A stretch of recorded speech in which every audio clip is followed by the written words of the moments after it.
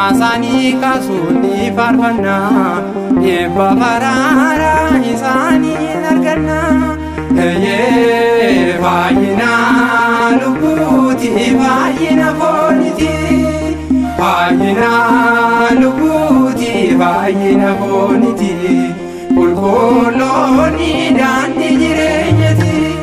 Qulqulloota kabajaan ni waammanna, oolmaa kaasuun ni faarfanna, eebba baraara isaanii arganna.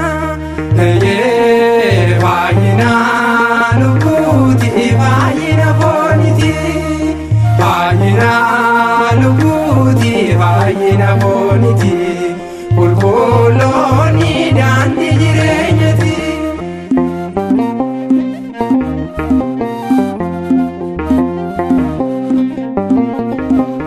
Nageenyaaf si waamna, maqaa kee ol kaasna, jaalalaan nuuf laadhu gidduu keenya kootu, gabra hiyyoot dhiifama nuuf kadhu.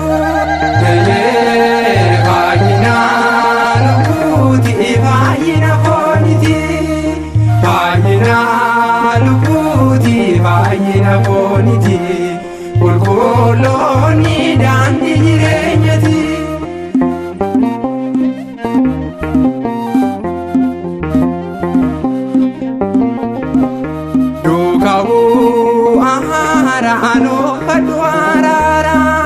Biyya keenya eegi nagaa nuuf baay'isi, saqlaa imaanoot jaalala nuuf kenni.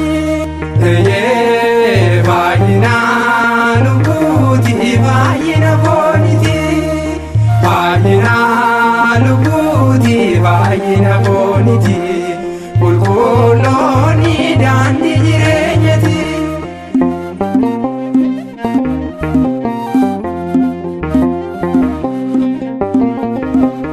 Gaara namaaf laaftaa rakkoorraa nu furii, yaa abbaa garraamii kottu nu gargaari, haftaa maariyaam sina fadhiifinni. Baay'ina lubbuuti baay'ina fooniti, baay'ina lubbuuti baay'ina fooniti, qulqulloonni daandii jireenyati.